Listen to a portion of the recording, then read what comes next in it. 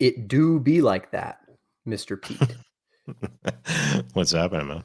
Hey, good evening, everyone. Welcome back to Pony Express Radio. I am Paul Fahrenheidt, Vice President of the Old Glory Club, filling in for our glorious leader who is off attending to personal business. I am joined by the ever faithful Peter Quinones. How are you doing this evening, sir? Doing well, doing well. Well, thank you for coming as always. And I am joined by a very good friend of mine and a very special guest, the president of the Vetus Dominum chapter, the first chapter of the Old Glory Club, Mr. Harvey Wallbanger. Thank you for joining us, sir. Thank you. It's a pleasure as always. Well, thank you. Before we roll on into the content, we got to get some shilling out of the way. So first and foremost, get your nicotine fix on with Alp via our Alp affiliate link. You can find that pinned on our Twitter. Alp is great nicotine. I've used it myself. It lasts very, very, very long. And I personally enjoy using it. So, and you help support the club if you buy it from our affiliate link. So please do that. Excuse me. In addition, if you alongside your nicotine fix, if you like coffee, Fox and Sons Coffee, owned by a very good friend of the club and our side of things, really good quality coffee too. Unlike Red Hawk, I am a coffee drinker. I have not yet had the pleasure of trying out Fox and Sons Coffee, but I probably will here soon. And from everyone who drinks it, I've heard nothing but good things. So check out Fox and Sons Fitness.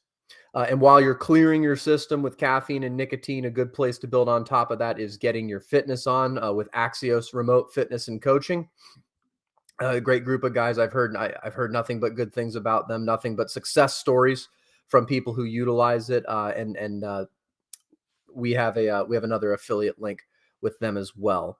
And then I think this is I don't know if we showed this last week or if we're doing this for the first time now, but for any of you who are interested in learning about your area, your local heritage, individual cultures throughout the United States, Tall Men Books, owned by a friend of the club, George Bagby, has a great selection of American history, biography, regional history.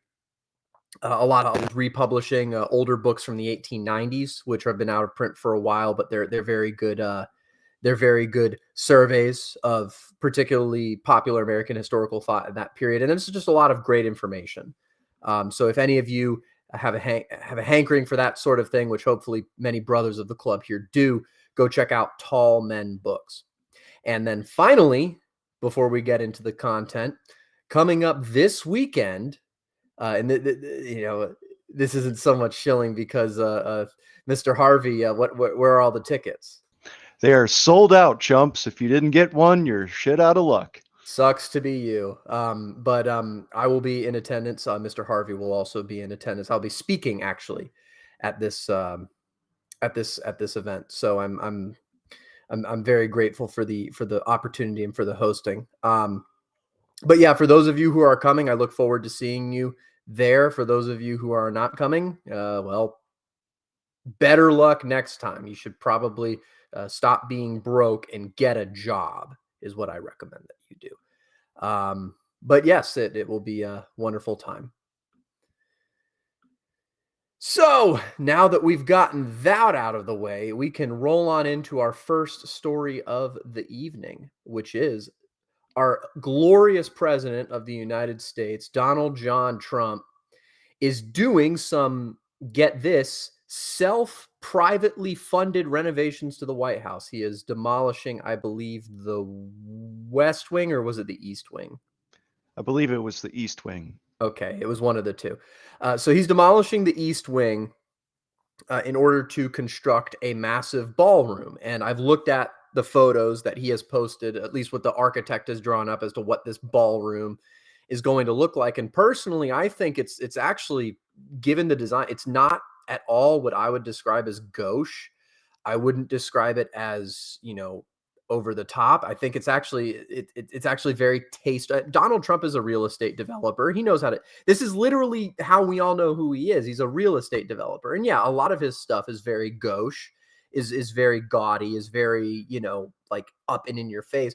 But that's just the public stuff. Like Trump, I think generally looking at some of the golf courses that he's built and the Trump winery in Virginia, he does have a taste for good aesthetics, for particularly good architecture. And just looking at some of the mock-ups and the architectural uh, computer generation of what this ballroom looks like, I think it's going to look really good. As a matter of fact, it's a step towards high culture.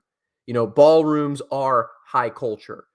You want things like that. And this is typically what public expenses are reserved for, is these creations of these encapsulations of high culture. But of course, because there you go. There's the look at that. Is that, would either of you gentlemen say that that's tasteless? No, that's a proper and stately room. You would host many events of high prestige in there. A good reflection and nod to our European heritage. Yeah, exactly. And it's not, I'm not going to say it's the Palace of Versailles or something, but like it's clearly there was a lot of thought and a lot of consideration into like creating something that's, as you said, Mr. Wallbanger, very stately, very tasteful, very professional. I like the white and the gold. That's of course the very regal combination. I like the molding work that they've done on the sides. I like the tile work on the top. I really think that this is something that looks like it belongs as a part of the executive mansion of the United States. But of course, a great many people did not like this. Mostly from the left, but even a couple of rightoids, they did not like it. So I don't know. I don't know what I have to say to that. Well, I think something that I would say is that if our enemies aren't destroyed, when the next Democrat shitlib regime president gets in there, he or she's going to turn that into a soup kitchen. So there's no reason that these people should ever be able to take power again. And just throwing that out there for those of you who are listening. Just know this is all for naught if they ever get in power again, if they ever get anywhere close to power again. This will be turned into, who the hell knows what it'll be. Yeah, as far as I'm concerned, the way Trump is doing, because he's privately funding this. This is not no taxpayer dollars are being put towards this. This is fundamentally,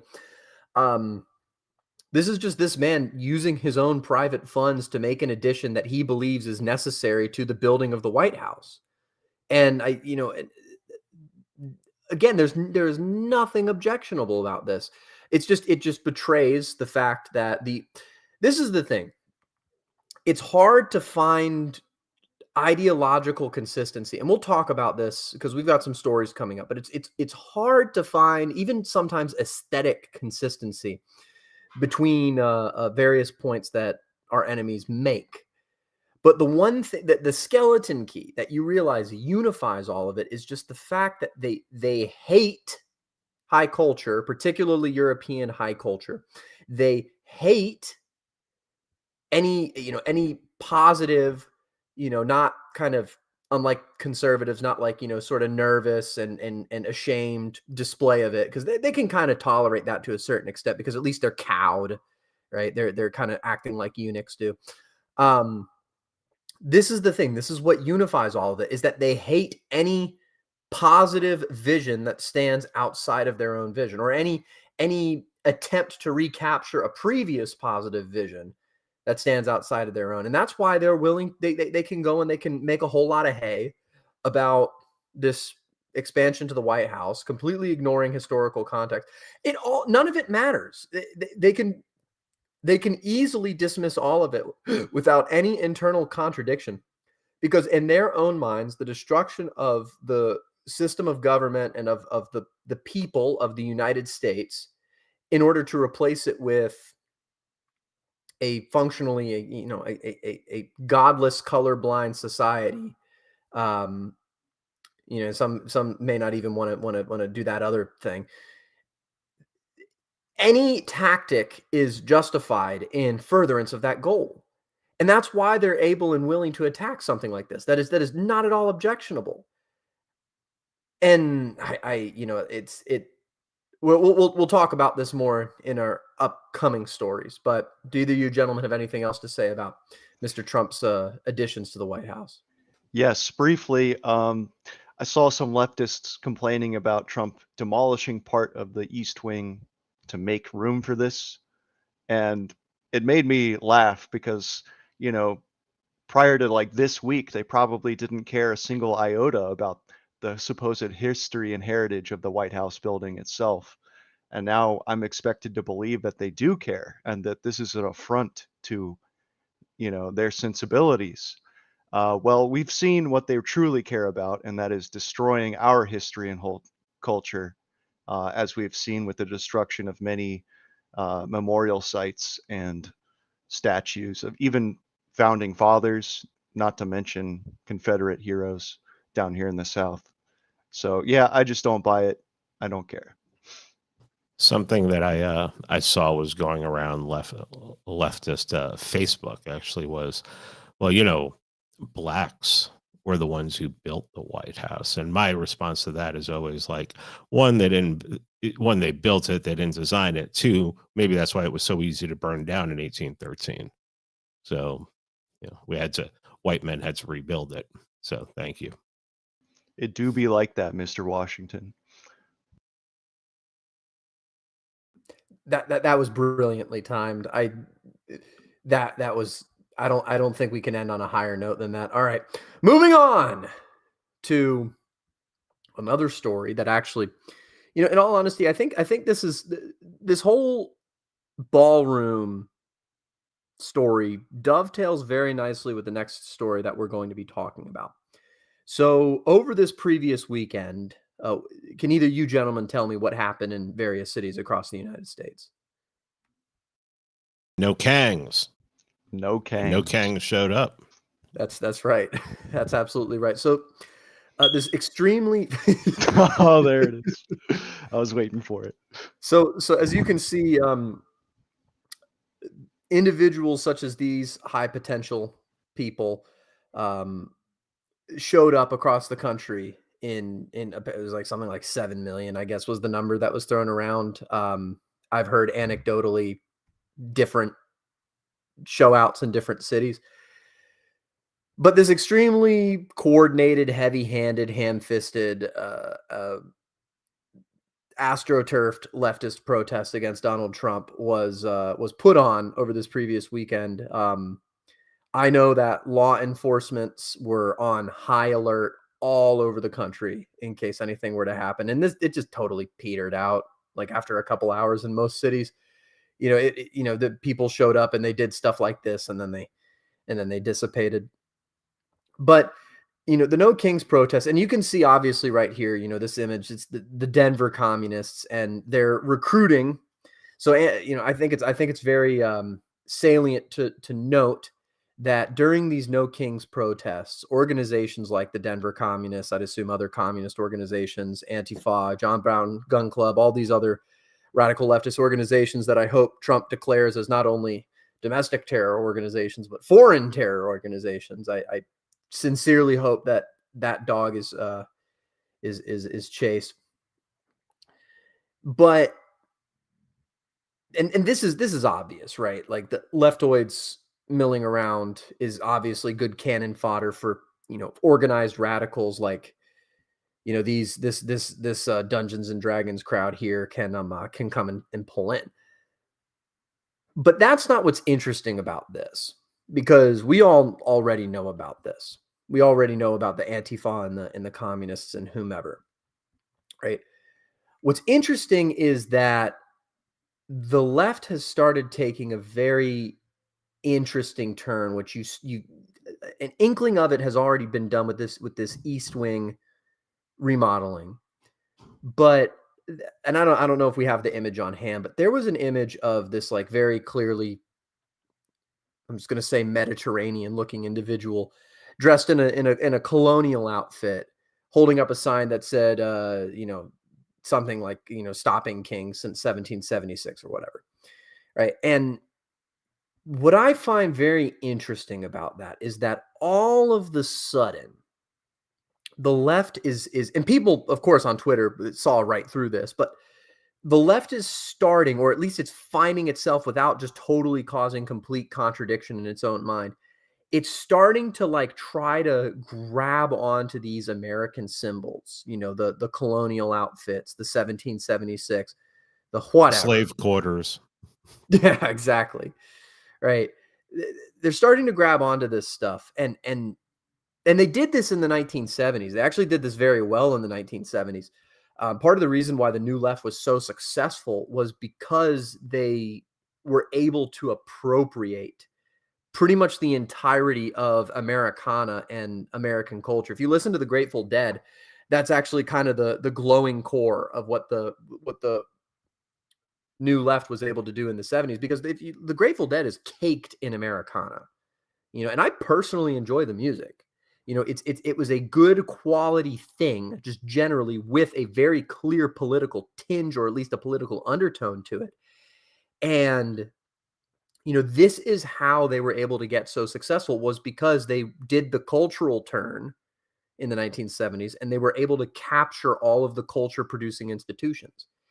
And so you can see, and this is something that I saw with all of a sudden they're caring about the East Wing, and then there was this other dude with a 1770, no king since 1776 or whatever. It's like, some people are calling this and I'll stop in a minute here and I'll let either you gentlemen speak, but some people have started calling this like the Democratic Tea Party movement, right? But what I really see it as is it's the Democrats are trying to kind of, they've realized that they've, at least tactically with their base, they've completely divorced themselves from anything genuinely American, like any genuine claim to being an outgrowth of American culture. And what they're trying to do with this no kings thing is, I think they're, at least some of them are trying, such as this gentleman right here. They're trying to, you see, he's wearing an American flag baseball jersey that says, I think, no ice on it, right? Like they're trying to take these symbols of Americana and retool them to push like this 21st century cool gay race communist leftism. It just toned down a little bit. And they tried this in the 1970s, and it was very successful in the 1970s. So this is just something I've noticed, particularly with this No Kings protest. I want to see if either you gentlemen have anything to say about that. Yes, like you pointed out, I went to my local No Kings protest in undisclosed location, and I did indeed see a lot of American flags this time, which was improvement from their last attempt at this, where they had a lot of Mexican and foreign flags flying instead. So it's like they're getting, their aesthetics in shape, in order, attempting to co-opt the true American aesthetic, that is.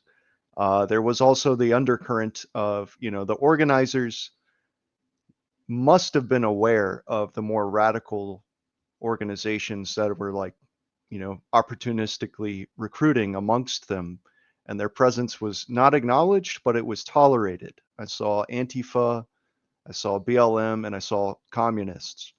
I know this because that's what the words on the shirts they were wearing, the signs they were holding, etc. And we can make fun of them all we like for being mostly washed up boomers beyond their golden years, but there is a small but growing core of young radicals among them, and this must be taken with absolute seriousness, because this is the form, of what could become a new color revolution. Well, what I will say is that if you have a communist flag or a Che shirt at your rally, that's a communist rally. No excuses. And there's only one way to deal with communists. So I'll say that.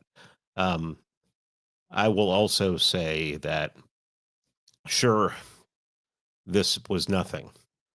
So was the Pussy Hat March in 2017. So were the marches in 2018. So were the marches in 2019. It was all boomers with a smattering of young people there. But when 2020 came around, upwards of 40 Americans were murdered in the streets. So have your fun now, celebrate, call them boomers, say whatever you want, but get ready for 2028.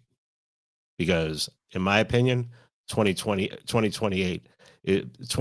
is going to look like 2017 to 20 compared to what's going to happen in 2028 if this administration doesn't handle it properly. Yeah, that's absolutely right. And as a matter of fact, I think we have a short little video to show what the people going to these think is normal and acceptable, and is, like, as a matter of fact, is laudable. I think we have something like that.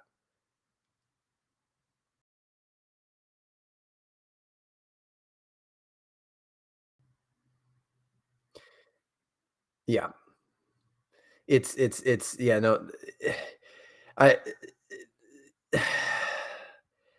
Just to tell you, just to show you where we're at and how, if you're out there going, oh, things, we're right on, we're right on schedule to defeat our enemies, and yeah, that's it. Turns out, shocking, that that's a school teacher. I know I'm shocked, but yeah, if people like this are allowed to do this in public and are not cowering in their houses, the future, there, you're going to have to be prepared for the future and what's coming. I think it's very poetic that she's a teacher named after the American spy who said, "It's a shame that I only have one life to give to my country." Um, yeah, this is.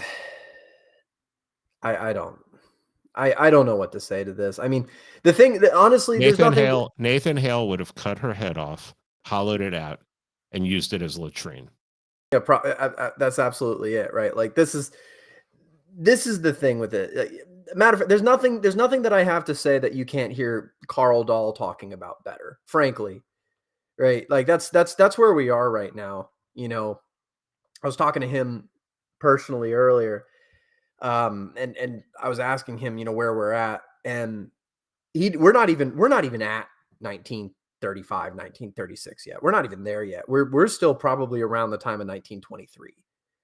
Okay. So I want you all to change your thinking if you possibly can, but, like, the big culminating act 3, whatever. Yeah, it's coming, but it's probably about a decade out, right? This is, like, Donald Trump is I don't want to say it's the false recovery, but it's the very fragile recovery, right? It is this radical, given what's come before it, rolling back of the radical administration that immediately preceded it.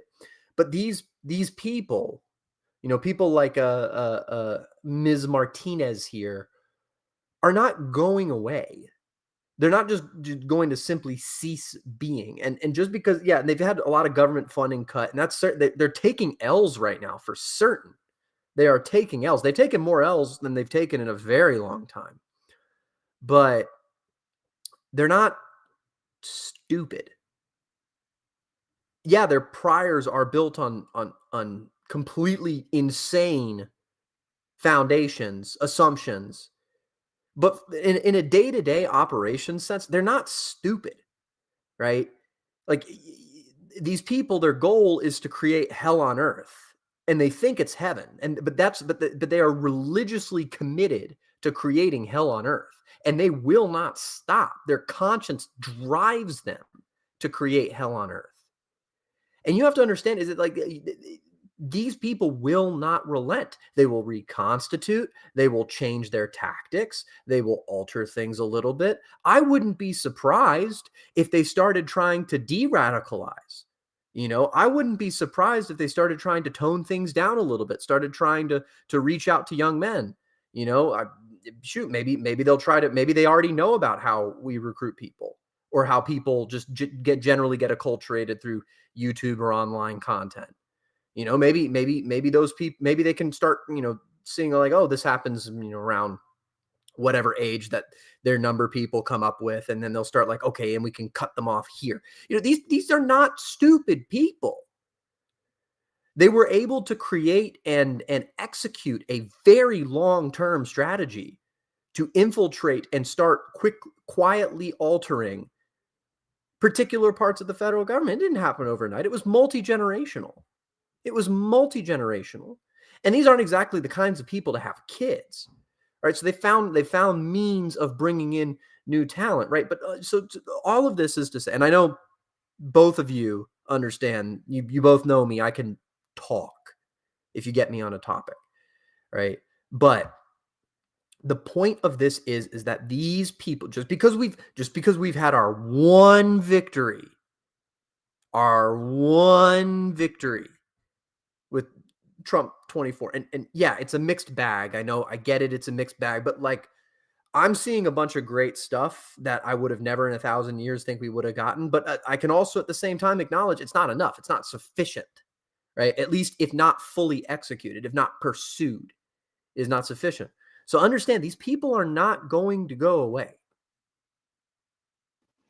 That's so right. And, it's actually even scarier that this woman is a teacher. Like, this fat abuela poses no physical threat to any of us. But the kids that she has captive for 7-8 hours a day, she gets to indoctrinate, behind closed doors. And then 5 to 10 years later, those kids will be radicalized and hate you and want to kill you. So that is how revolutions are born, with women like this. You also have to remember, and one of the things that you said, Paul, was that they want hell. They want to live in hell. But the way that they stay in power is by creating the hell and then convincing people that they're the only ones who can get you out of it. And, we have examples in the 20th century of when the right stepped in and said, no, there's only one way out of this hell. One time, famously, the right won, and it's probably the only war in history where the losers got to write the history books. And, well, thank God for Stanley Payne, who came along and rewrote all that history. And now we can know for sure what happened in Spain. But, we know what happened the other time. The whole world decided to declare war on one small country because they decided to stand up to this. So that's where we're at. Let's be realistic about it.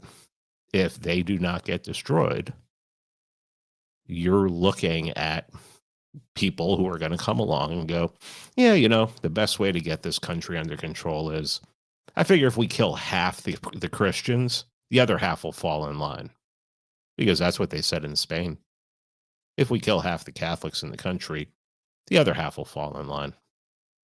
And that's where we're headed. If you want more egregious examples of that, read about the Russian Civil War and what occurred there when the Bolsheviks would take over a town or other territory. And yeah, I mean, I know that both of you gentlemen are aware of this, are aware of the threat that's posed, are aware of the stakes. And we're still in the building up phase, and we're probably going to be there for another couple election cycles, right? Especially given some of the smart policy 180s that are currently been taken by this administration, that's going to inject some much needed life into this system. But it's by no means a solution. It's just going to kind of push out this reckoning date a little bit further, which frankly I think we need.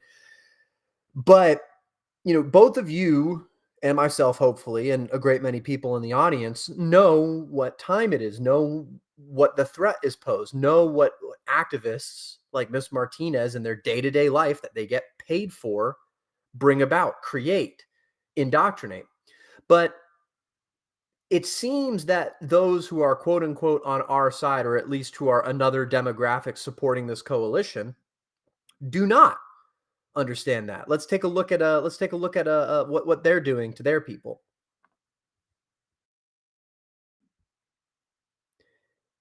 So I'm starting to get some deja vu here, right? I could have sworn we talked about a group chat leak last week.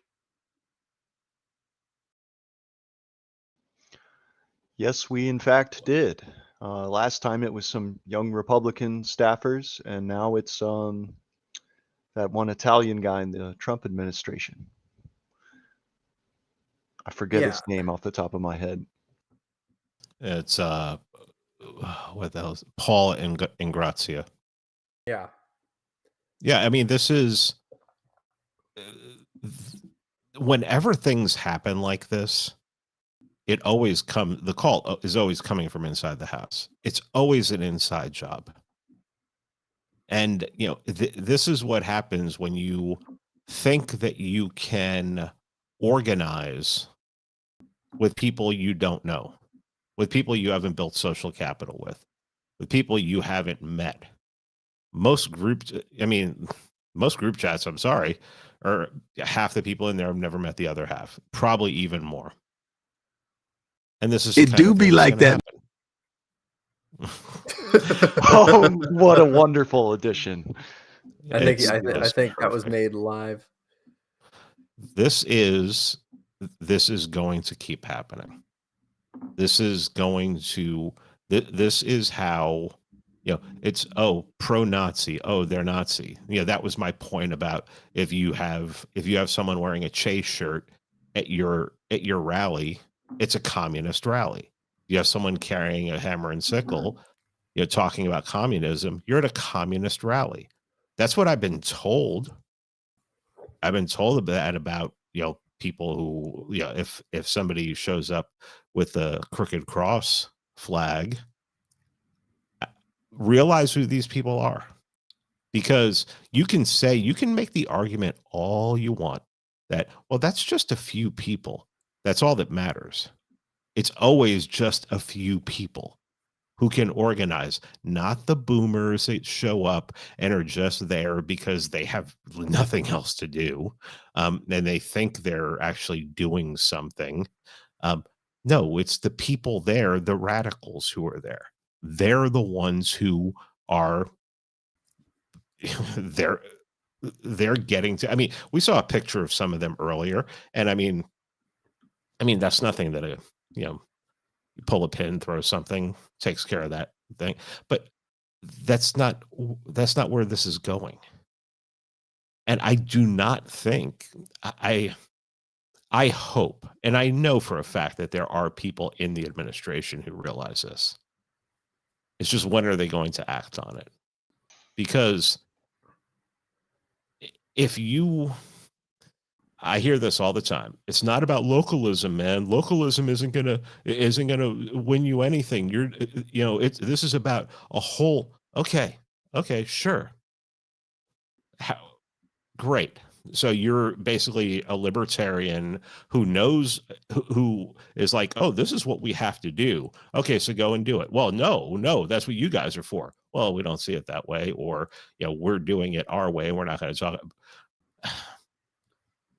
I'm completely frustrated with the fact that people have not woken up to the fact that nothing that I can see being done or hearing about being done behind the scenes is going to stop these people from ever being able to pull the trigger again. And when I say pull the trigger, I'm talking fucking literally. Okay? So maybe you're hoping to vote in 2028 and you'll vote for another Republican and that person will solve it. Sorry. There's no evidence of this. you need to be doing something. And if you think it's posting on Twitter, we're winning the war by posting on Twitter. You see how many people are waking up? How many people have gotten woke to the JQ? Okay. We'll have a story. We'll have a little story about that coming up, and just about how much that's doing. Sure, it's a nice thing and everything. Are your people in power? Is your guy president? Is there someone president who's willing to tell these people no? Who's willing to demand AIPAC registers as a foreign agent? Huh? Is willing to take away the no profit status of like the Southern Poverty Law Center, or go after the ADL? No? Oh, okay. Keep posting on Twitter. Good. That'll do it. Yeah, it simply comes down to the fact that the left covers for their radicals and the right betrays and disavows their radicals at every turn. The right is fully captured by the moral framing of the left. As we can see in this example, you know, I've heard more radical things said than this in my own church's congregation. But Mr. Paul here made the tragic mistake of venting his true feelings to a normal conservative who then betrayed him and stabbed him in the back. This is just unfortunate. It's reality. We can't build coalitions with people like this. And the only way you're going to find people you can build coalitions with is by meeting them in real life. And that is why, you know, attending our events is so important. You know, finding people you can have a group chat with where it's not going to get leaked and ruin your life. You know, I mean, we were talking in a group chat with Ryan Turnipseed earlier today, and he actually put it in a very good way. He said, "We are demographic."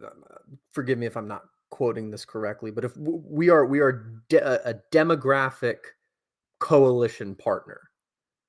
We are not in power. Those are two different things. This is better than any time between 1990 and 2016. But no one tell you that where we are is not an absolute improvement, but it is not power. We are a coalition partner, and a junior coalition partner at that. All right. The admin does feel like it needs to throw us bones every now and again, but don't mistake that for power. It's like Pete said earlier. Do we have, you know, a brother of the Old Glory Club as president of the United States right now? We don't. Or even as a state, as a member of a state House of Representatives. Let's go like 2 levels down, 3 levels down, right? We not as far as I know. Now I'm not going to say we're not going to get there, but this is precisely it, right? This is, and it's easy to sit here and just like some people do and just say, "Oh, do something, do something, do something." But but in all honesty, like everything is needed. Everything is needed, and I cannot tell you, individual listener or commenter, what your best course of action is to, other than join the Old Glory Club. Join the Old Glory Club. You know, this is a great place to be. It's a great organization to be a part of. If you're listening to this stream and you have yet to join a chapter of the Old Glory Club, I don't know what to tell you, right? But you know, if you're best suited to get involved in your local chamber of commerce or your local city council meetings or whatever else, your county government or something like that, you know, then that's your course of action. If for whatever reason you're better suited to get involved on the state level, get involved on the state level. And in all honesty, if you're suited or you have connections or whatever on the federal level, get involved there. Everything is needed. Everything is needed. Local people, state people, federal people, in between. We need people high up in we talk all the time about how all these various corporations are appendages of the government. Yes, exactly. That's why we need people high up in these corporations. If you're in the military, like, obviously do your duty and uphold your oath that you swore. But we need people, we need good people there too, right? Law enforcement. We need people in law enforcement. We need people, practicing law. We need, I don't know, man. Like, I could sit here and keep listing things out, but everything is needed. Because the thing is like the left has access to the lowest common denominator, but it has a lot of people, man. And they've got some competent ones too. Don't think for a second that they don't. And they have the cultural inertia behind them. And they have buku money. Okay. It does not matter. This is the thing. It does not matter what it is you do. You just need to be doing something that is in line with your individual life circumstances, with your job, your resume, your network, your connections, whatever. You, individual listener, are probably better suited to do that than I am, it is in terms of deciding what you're going to do. And alongside all of that, even if you're not a part of the Old Glory Club, you need to be a part of some network of people that's, frankly, ideologically aligned to the Old Glory Club and, our various friends and, that you trust. Because if it's for nothing. If you're just some dude who's like listening to content and you're going and doing your own thing and you're not coordinating with other people, okay, I'm not saying you're not valuable, but you're an island and you can't be used, right? So this is important. It's not just important just to go off and do something. It's important to be coordinating with a network of people that and you trust while you're doing this stuff. Right? That's what I got to say about this. And not to keep referencing Carl Dahl's speech that was given back at the conference in May, but these bonds of trust and loyalty take years of commitment to properly develop. It's not something you can just decide to come out of the woods one day and, oh, I'm in the group now. Everybody trusts me. Everybody likes me. No, you have to put in a lot of work and time into building up personal connections within the wider sphere here. So get started today if you haven't already. The best time to do it was yesterday. We're ready and waiting to hear from you.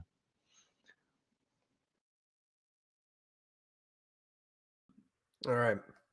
Anything else? We didn't really much talk about this chat log league, mostly just because it's Groundhog Day all over again. Honestly, like if they do this a third time, they're getting lazy. They really are. They're running out of ideas. They probably have like a file of 1,000 of these just ready to post.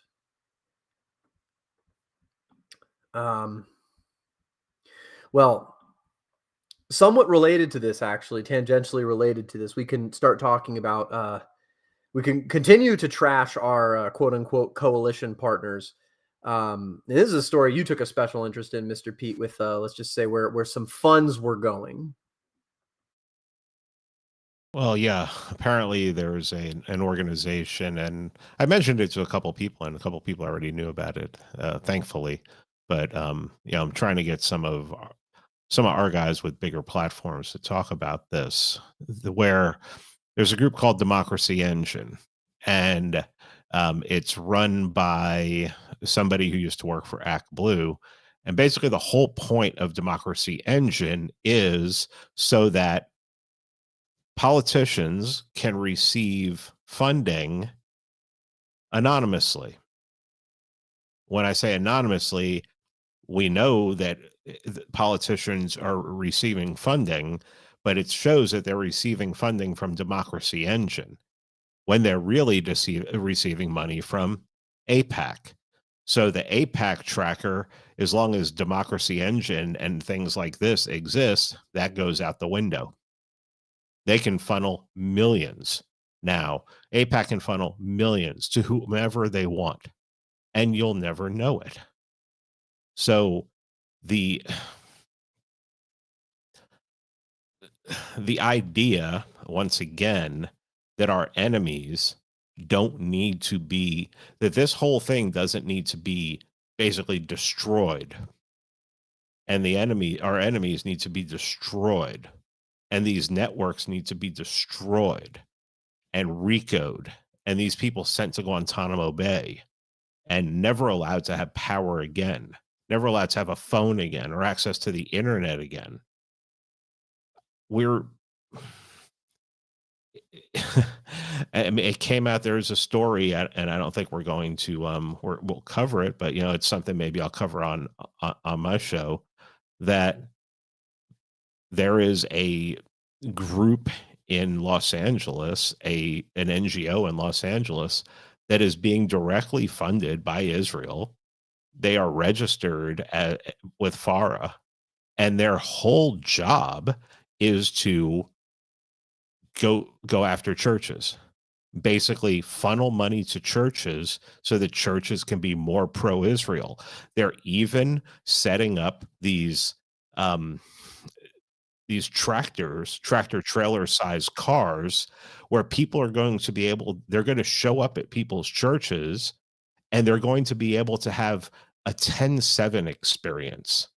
So you're going to be able to go in there and experience what the poor settlers and land thieves and maniacs on the Israeli side of that fence suffered on 10/7. I'm sure there's not going to be Israeli helicopters shooting up, using the Hannibal directive and shooting their own people so that they won't be hostages. But they're going to be propagandized. And here's what I tell you: you find out a church in your area is doing that, anyone who goes to that church, you shun them.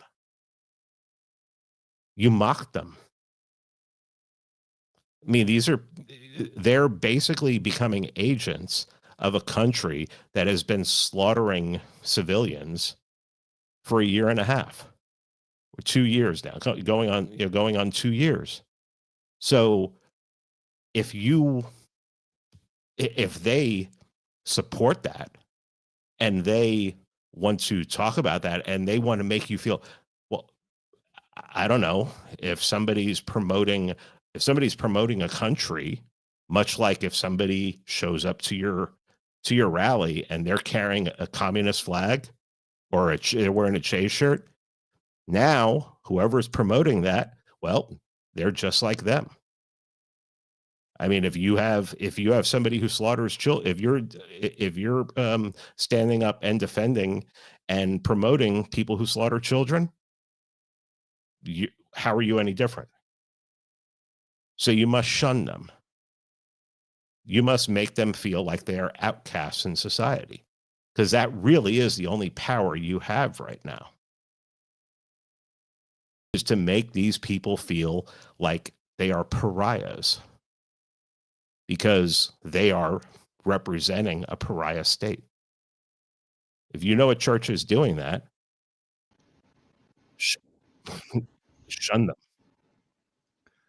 Protest. You want to protest? You want to go stand outside of one of those churches and hold up signs saying this church is not America first.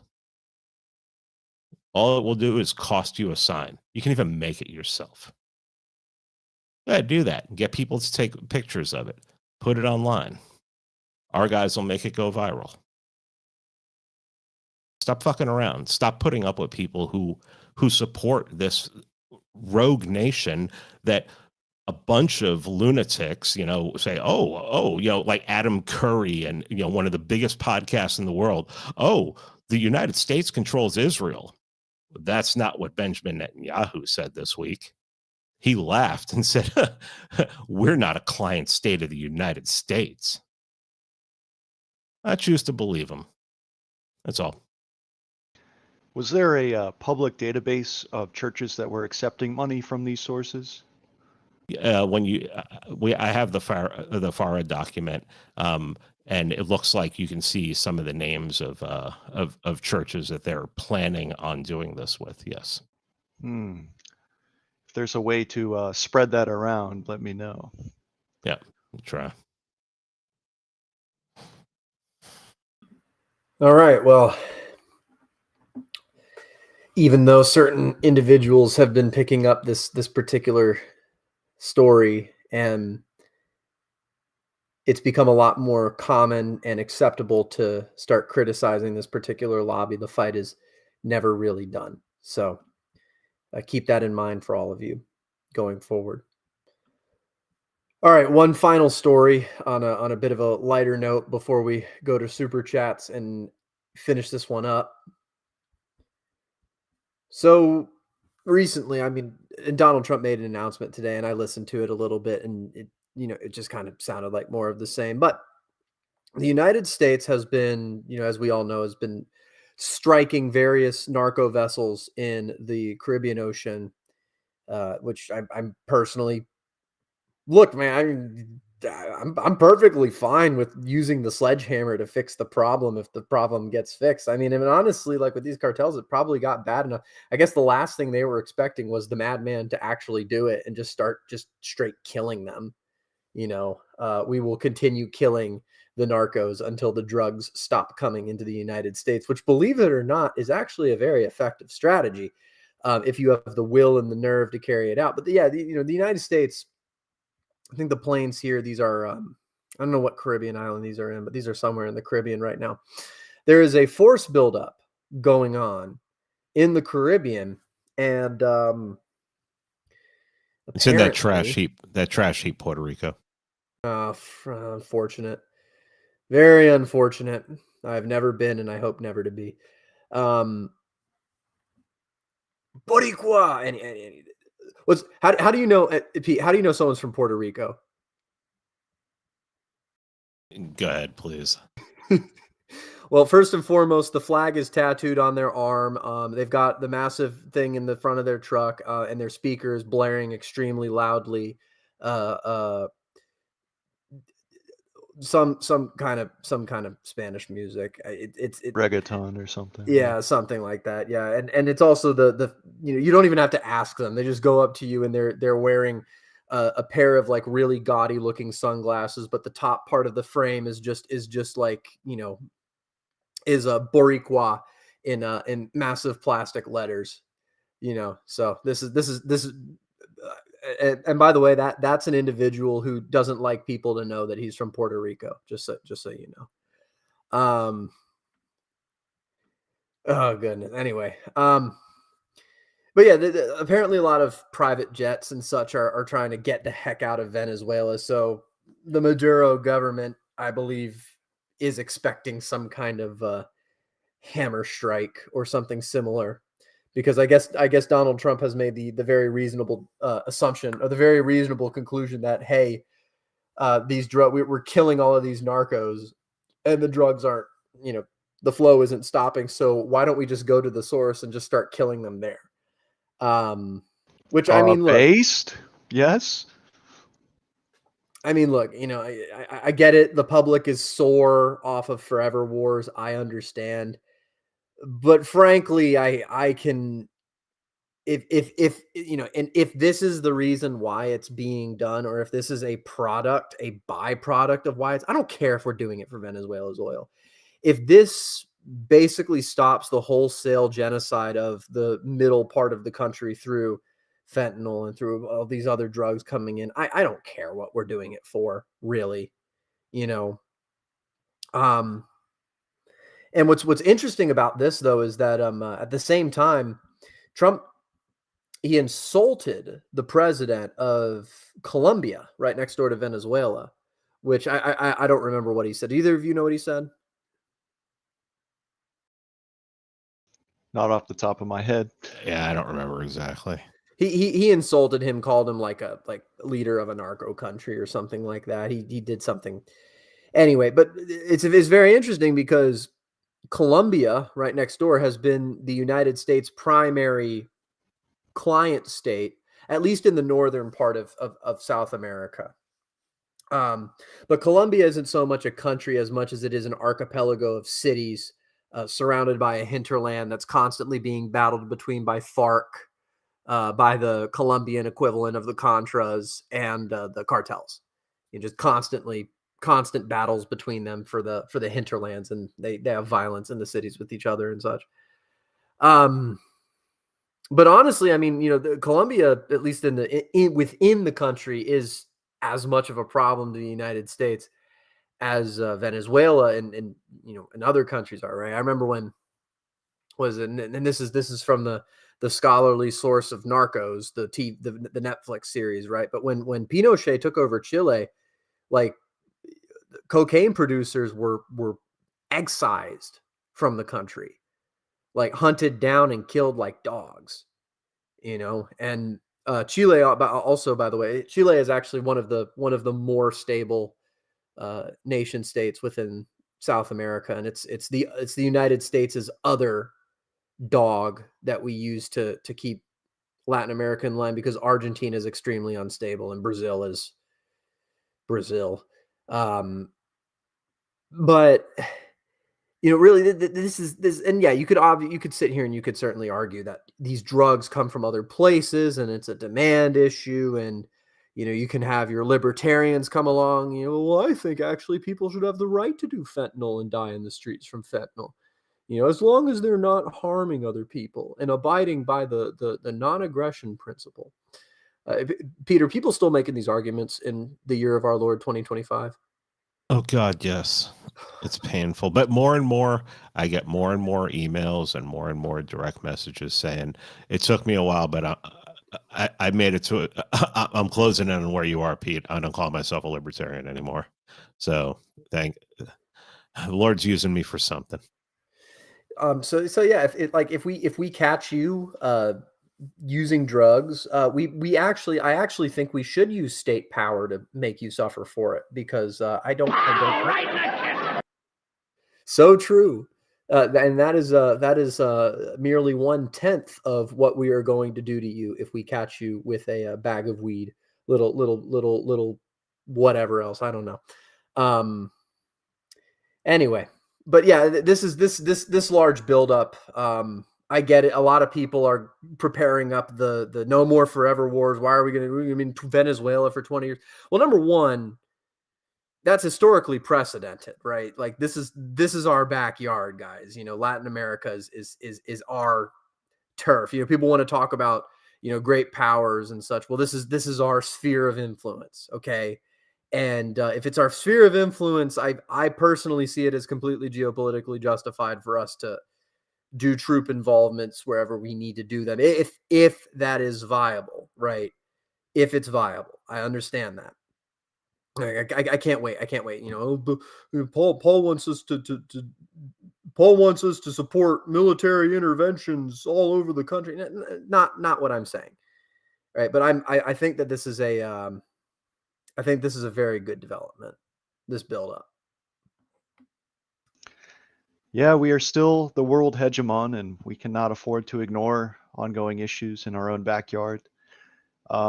We still don't have the modern proof of concept that nation building even works anymore. But if it were to work, then this would be, the prime target, Venezuela and the rest of the South American countries in a state of anarcho tyranny, I guess you could say. It would also have the added benefit of stemming the tide of the relentless immigration from these places.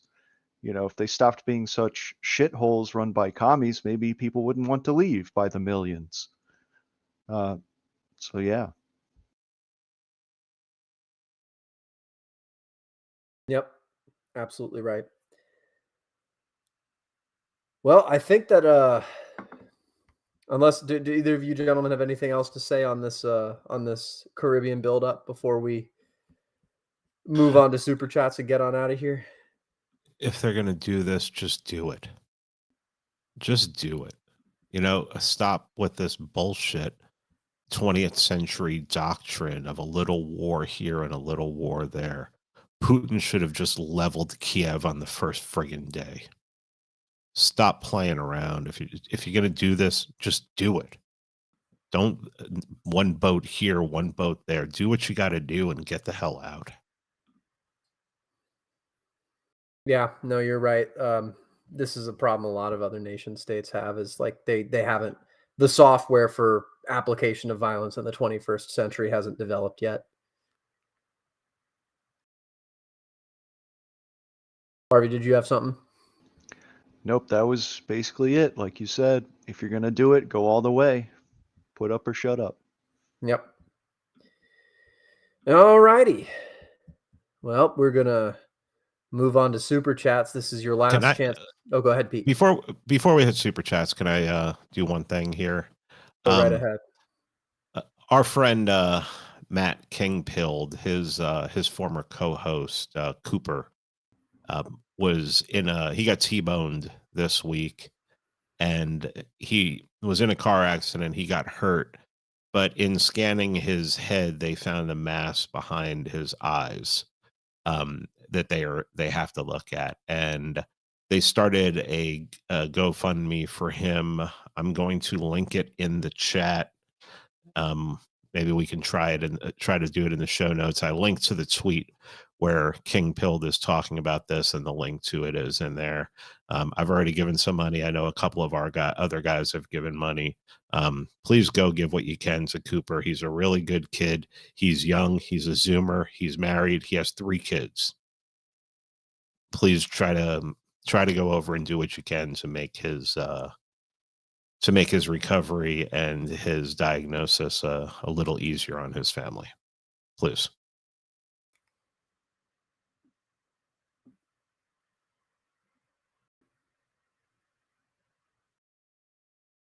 That is all.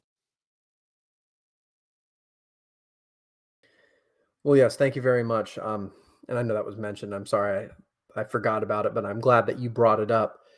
Yes, any of you in the audience, the link to support him has been added to the description. So if any of you have anything that you want to give to help him out, please do so. All right. Is there anything else before we go into super chats?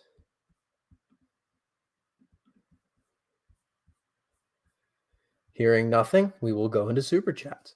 First off, from Christopher Burks for $2. It do be like that. Thank you very much, Christopher Burks. It do indeed be like that. It do be like that. It's true. It's true that is what it in fact be like.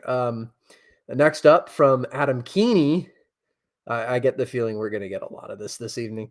From Adam Keening, ita est domine stansil. Thank you, Adam Keeney. It do be like that. It's oh my goodness. Cody Bassett for $3. Trump should, quote, remodel, unquote, the African-American Smithsonian building. I mean, just demolish the whole thing. It's such an ugly building. Have either of you seen it? I have not. Is it worse than Barack Obama's library thing he built? It's actually it's almost exactly the same kind of concept. Oh my God. Of Barack Obama's library. Yeah, Pete, you're better for not having seen it. It's like I don't know how to describe it. The whole thing is disgusting, and I would like it destroyed. I try to stay away from Mordor. Too many orcs. Yeah, so fair enough. The Shadow Band for $10. Thanks for everything the OGC does. Well, thank you, the Shadow Band, for your support, and we will continue to do what we are doing because I believe that the country needs us and will continue to need us for generations if everything is to be fixed. Melon for $5. The No Kings thing is important. Ping your local MAGA slop channel about this periodically. Signal boost directly to them every time you see an escalation. I saw the first, quote, Trump is going to steal the election post yesterday. Yeah, no, this is true. Mellon has been doing actually some great work behind the scenes on this, on the No King stuff. So, and I think he's absolutely right. The wider MAGA people, for any of you with the time or the inclination, blasting it out on the timeline, that's one thing. That's like broadcasts, right? But if you can individually like ping people in whatever chats that you're in about this sort of stuff, it's very important that the wider coalition be made aware of this and be constantly reminded of this, because that's how we've been able to get so many things go our way recently, is that the coalition will listen to these issues when they're brought up, right? So please do so. Cody Bassett for $5 US. Remember, gents, your local elections matter, and election day is around the corner. Get well connected and well organized in your communities to put our friends, or as close to it, into positions of power so teachers like that can be removed. It's true. It's very true. Pete, you were talking about that. You've been banging this drum for a while. But for those of you who have the capacity and the network and the know-how, yeah, if you can get involved in your local areas and you can just turn a locality friendly to us, it really can totally change how things are done in that county or even that wider state, because state power bases are built on county support. Yeah, I'm glad you brought this up, Cody. Here in Virginia, we're just hoping things don't get worse. It's looking like Jay Jones, the attorney general candidate for the Dems, shot himself in the foot massively and is down in the polls. However, it's looking still likely that we're going to get a CIA creature as our governor next, and that is very bad. So please get out the vote. No matter where you are, all elections matter. That's it. Yeah, if you want to see what will happen to, don't even look at like California. If you want to see how this kind of thing happens in real time, look at Virginia right now, because it's I say this with a very heavy heart, but it's not looking good. No, it really isn't. While we were during the stream, I got a text from the She-Boon asking for money. Amazing. Yeah. So I'm in Alabama. What's going on here? Yeah, I mean, that's the best the GOP can muster is immigrant black woman for the Republican candidate. And she's a never Trumper. She's on the record never having voted for Trump or endorsed him. Yeah, I don't know. What are they thinking? What was Youngkin thinking? Yeah, what was Youngkin thinking? There was not even a primary this time. She just got the endorsements. And people tried to challenge her. They tried to collect signatures to challenge her, and it didn't work. There was no support from the party on that endeavor, and so she was no contest chosen as the candidate. I don't think they could have picked a worse. They could not have picked a worse candidate than her. Like, what is it? Like, it literally came out that her opponent's attorney general candidate threatened to kill someone else's kids. And that has not sunk her campaign. Yeah. As a matter of fact, she is still projected to win. And this is partially just due to the fact that like just people are just radicalizing further. It's just like Spain. People are radicalizing. It's not about, and I know I'm starting to sound a lot like a 1980s moral majority type of guy. I get it. But it's not really about policies anymore. It's just two conflicting worldviews. Frankly, that's just what it is. It's two conflicting worldviews. It's two intractable worldviews. And, it doesn't matter if your guy threatens to kill the other side's kids. You're thinking it, or at least you tangentially, like would be okay if someone said it, right? So, this is, and look, I love Virginia, and it's my home, and it's always going to be my home, and I hate what's happening to it. But honestly, man, if Spamberger gets, like right now, I was looking earlier today, Christian Hyens, who's I think Nick Freitas's, if they had ran him, I would have been a lot happier. Oh, it would have been over, no question. He would have won in a landslide. If they had ran him. But the thing, and Harvey and Paul hijacked the super chats to talk about Virginia politics. Yep. what is it? Friggin', but Yeah, the ticket as a whole is a mess. It's not just the Shibun for governor. The lieutenant governor is a faggot. The attorney general is the least worst of the bunch, but he's still a spick. And this is the GOP putting together this ticket. Oh, man. I've talked to them, like party officials, and they're proud. They've got the right-wing DEI ticket. And I'm just like, you guys are so out of touch, you deserve to lose. But I can't let you lose because my life will become so much worse. Like, well, it's like CSS Virginia said. It's like CSS Virginia said in the chat. You're going to get a spook governor no matter what. Oh, so true. So no. true. Anyway, I mean, but I saw Christian High, and this is actually kind of indicative. I thought about having this be a last minute story we talked about, but I guess this is a good time to mention it anyway. Christian Hines was posting about this earlier today, is that the Democrat House of Delegates, what they're trying to do right now is they're trying to ram through this amendment to the Virginia Constitution to completely redistrict the whole state legislature to functionally guarantee a Democrat majority for ever, functionally, right? And they're trying, and they're and it's totally legal. The governor can't veto it because because reasons, right? And what they're trying to do is they're trying to get this passed by this legislature before Election Day. Then after legislature, because the Virginia Constitution requires this, take that amendment and then pass it again, and then push it off to the people for a vote, so that they can functionally cement a Democrat majority in Virginia forever, right? And if this, and I keep hitting on this, but Virginia, of all of the swing states, of all of like the purple states, Virginia is the closest to like 50-50. It really could go either way, right? North Carolina, it's still not quite that far gone yet. Even Georgia isn't not quite that far gone yet, although they're getting there. But there's plenty of counterweight in both of those states.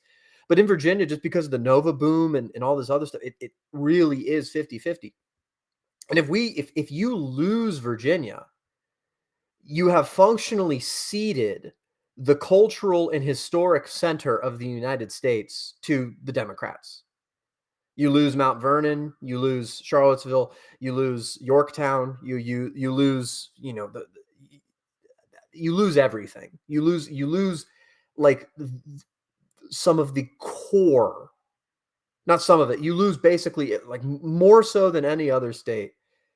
Maybe Massachusetts compare, but Massachusetts is long gone, and maybe Pennsylvania or South Carolina. But I mean, but other than that, and this is nothing against other states, and other states have plenty, but like this, like Virginia is the core of the United States functionally. And if you lose this state, if we lose this state, it's like you have lost the physical location of where your country came into being, where your civilization came into being. And this is it's heartbreaking to see. And the Virginia GOP is entirely the reason why this is happening. Absolutely correct. It's entirely their fault. And if it happens, if it happens, it happens. It's over. It's done. Virginia is California now. It's gone. I remain hopeful for the long-term future of Virginia, but here in the short term, it's going to get bad, and we have our work cut out for us. Yeah, absolutely. All right. Florida Man Adventures for $10. Have you seen the movie The Battle of Algiers? It shows how rapidly an insurrection can go from seemingly snuffed out to overthrowing a government. Yeah, that's absolutely true. It's absolutely true. Yeah. If you ever take a campfire, like a bonfire, right? You pour water or something else on it, but you still have like embers left. You can take those embers, and if you feed it properly, you can make a bigger fire than what you had previously. Great soundtrack to that movie too by Ennio Morricone, same guy who did like Good, Bad, and the Ugly and The Thing, and yeah, good stuff there. Seasider for $10 sends us a salute like he Real does. Americans. So true. Thank you, Seasider. Patriot. Indeed. Sam for $3. He says, I'm mad as hell, so I'm going to join my local OGC chapter. Well, we're mad too, Sam, and we're very glad you're getting involved with the OGC. So thank you very much. And all of you should follow Sam's example. I saw somebody say that they had in the chat say that they had emailed and they hadn't heard anything back. Just understand there are times when we have to, we stop enrollment, we stop anybody. We just have to have a pause button. So, if you want to get involved, send another email.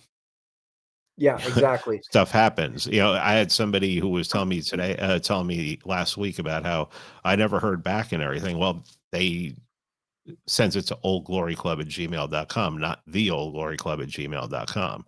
It's not always us, but sometimes we just have to put a pause on things because we're overwhelmed. Well, but this is the other thing too, right? Is it's like, yeah, we want you to get involved, but Harvey, who's a chapter president here, he can tell you we don't just we want you to get involved, but we don't just want anyone, right? Like, we're not just going to let any Tom, Dick, or Harry in just because you guys send us one email, or you send us one email, and you think that's like, and I'm not trying to besmirch anyone here, right? But it's like, come on, you got to be a little bit. You got to understand that this organization is a bit higher caliber than that, right? Sending 2 emails or a follow-up email, right? Or, like, not even that, like, all of us are on Twitter.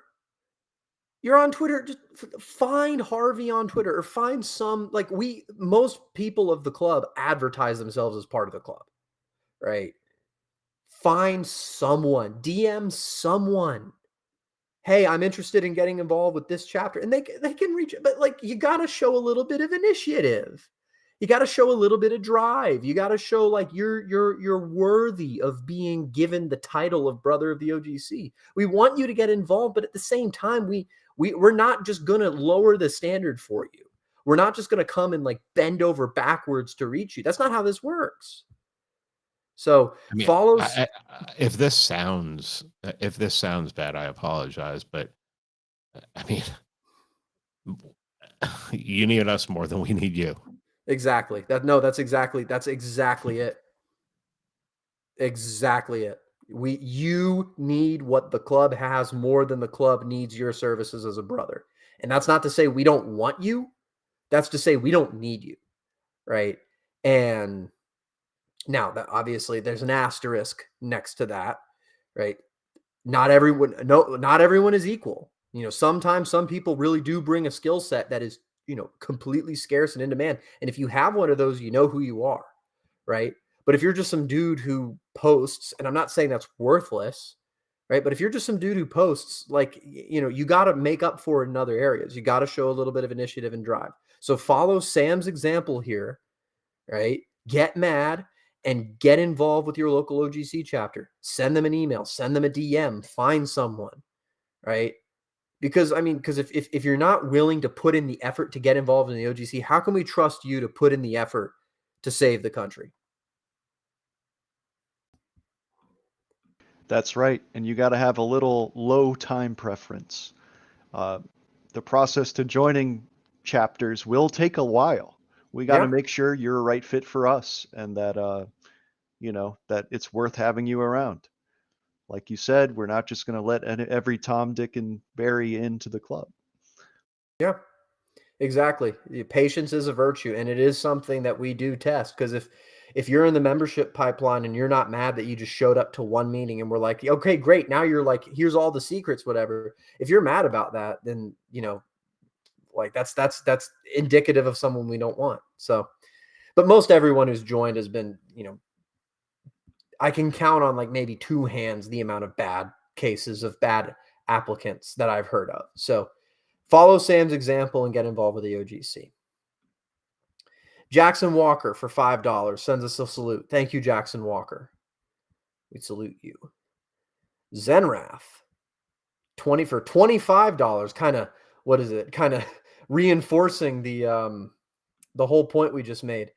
Reminder for those that are still thinking about joining, you are late. Get to work, catch up, and make a genuine difference. Join up and become a leader among your nation. Just restated everything that we had just talked about. Agree and amplify, fellow Thank president. you, Zenrath. Yeah, he's another one of our great chapter presidents. Thank you. Underscore for $5. The Normicons couldn't keep Kimmel off the air, but they'll immediately throw the youth to the left to keep them far away from power. It's true. It's true. And again, this is why, like, yes, we're coalition partners right now, but we cannot afford to be here forever or even very long. You know, this generational turnover, like, obviously you can't speed up time, but like it cannot happen soon enough. Don Browning for 20 Australian dollars sends a super sticker like she does every week of an anthropomorphic hippo doing a half turn and demonstrating the V hand sign with victory written overhead. Thank you, Don Browning. I was wondering why this random Australian broad just watches our shows and super chats every week, but you know, I guess it's just what happens. Robert of Fixham for $5 US. Do you know why Puerto Ricans don't write checks? It's because they can't spray paint that small. Amazing. I mean, it's true. Pete, you got any good Puerto Rican jokes? Oh yeah. I mean, it's just So, what's an Italian? Is a Puerto Rican with a job? Oh goodness. I guess that was an Italian joke. Sorry, Berto. Yeah. Well, I mean, you can throw them all under the bus if you'd like. Robert, thanks. Robert of Fixham again for $10 USD. Crazy Glock has had to change their internals on the slides just because certain municipalities don't want to lock up Jamal. James Reeves did a reasonable video about it and his legal-minded take. Still, there are so many Glocks out there already. Plus, how long until someone makes a new Switch? It do be like that, Mr. Glock. Well, I mean, when you talk about the fact that there are so many Glocks already out there, I mean, I must get from oh God, what's the name of that? The one in AIM Surplus, like 3 or 4 emails a week with, oh, we have these, law enforcement trade-in Glocks. I mean, it's ridiculous how many there are. When you go to a gun show, it's like, that if there's a dealer there, there's going to be 2 tables of Glocks. You know, when you go into a gun store, there's going to be more than 1 case of Glocks. I mean, this is all just ridiculous. I mean, as somebody who used to live in Atlanta, where Glock North America headquarters is, and someone who's had Glocks, and somebody who took the armorer's course for Glock, this isn't. What do you think you're going to do? You would literally have to get rid of all of them. Not only that, if Gaston Glock was still alive, and they said, "Oh, we're going to he'd be friggin' dropping bodies." And this was an old Austrian dude who didn't take shit from anyone. This is always what happens when you have a great man who starts a company. Look what happened to the Ford Foundation when Henry Ford died. I mean, they're going to take one of the most tried and true designs of all time and rework them because friggin' Nogs are running around putting switches in it. Unbelievable. I mean, this just looking at companies destroying themselves because people aren't willing to, because municipalities are not willing to just start saying, well, you get caught with one of those, you're going to jail forever. I'm sorry. It's just, I hate seeing companies. I know it's not an American company. I hate seeing any company that has a product that's iconic that's just going to screw it up for politics. Son of a bitch, man. Yeah, this is just the embatting of everything because of this is what bad ideological foundations do, is they just make everything just horrible. All right. El Templar for $10. If Venezuela gets resolved quickly, it would make people wonder why Pooty and Bibi can't do that. Nice prestige for us. Yeah, that's true. And in all honesty, I mean, Venezuela is large by total land area, but like all of these Latin American countries, the population is largely concentrated in like a few cities on the coast. So like pretty much all of Venezuela is run out of Caracas. So if you take Caracas, you pretty much take the whole country. And the Latins are historically a lot more willing to make deals than, say, the Taliban are. So I personally, especially with someone reasonable like Trump, who at least comparatively reasonable. So I'm with you. I completely agree. If we can quickly resolve something like this, it really would demonstrate strength and clarity of purpose on the global stage. So El Templar again for $10. He says, feeling a bit like Constantinople 1453 here in Manhattan, bros, then just get out. You're the only one keeping you there. Manhattan is very bleak, though. The whole New York is bleak. I would personally. Dude, I went there. I went during COVID. Like if you went into the city, you had to shelter in place, like at somebody's house for like 7 days or something.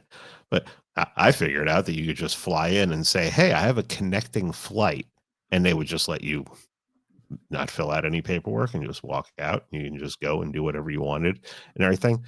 But after that, it was like, there's really no point in even coming here anymore.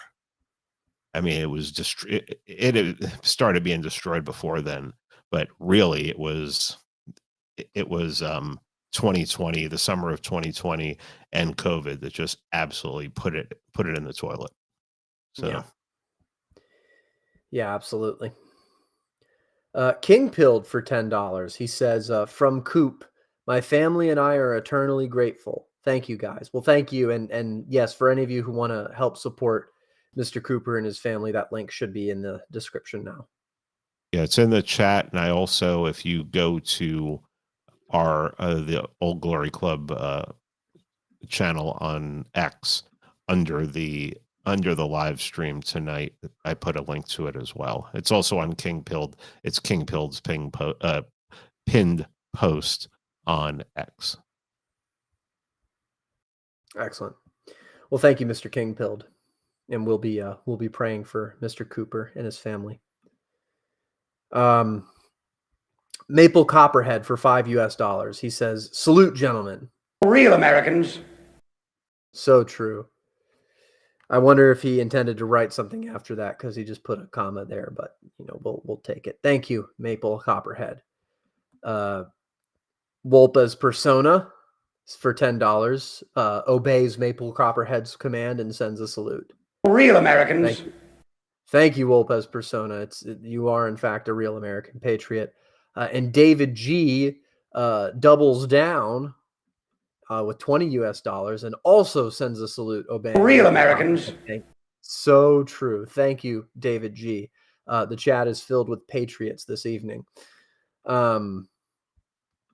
Thomas Wayne Riley, another president of an Old Glory Club chapter, for $15. Thank you.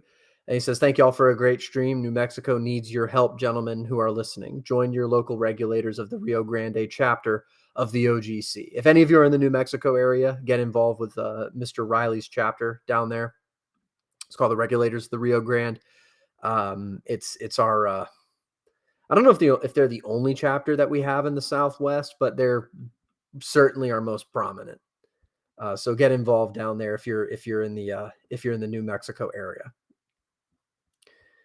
And then finally, for $5 US, Robert Affixum again for $5. He says, "So true, Pete. Booked a flight to Austria, trying to shoot my shot at being Gaston's widow's pool boy.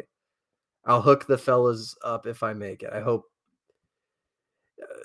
I hope you're joking, Robert. Don't do anything displeasing to God, please." Yeah, maybe people at this point are going to try to Google Gaston Glock's widow. Yeah, you should probably. Anyway, but thank you for your patronage. All right, I think that's everything, unless someone sends in a last minute buzzer beater. So, Pete, what do you have to shill? Just dropped an episode with Thomas tonight. I think the title is "Why the Soviet Union Started World War II," or "How the Soviet Union started World War II." Go check it out. Excellent. Thank you very much. Harvey, do you have anything to shill? Yes, I am president of Southeastern Virginia's OGC chapter Vetus Dominium. If you're in Hampton Roads or Central Virginia, reach out. I'm pretty accessible on Twitter as well, so no excuse not to get involved. For those that are attending the conference this weekend, I'll see you there, and thanks for coming. If you're in the 804 or the 434 or 757. 757. Oh my God. I've never found an area more proud of its area code. Get involved with the Vetus Dominium chapter. They're very good guys. Okay, excellent. And as always, like, support, and get involved with the Old Glory Club. I hope you all enjoyed this evening's Pony Express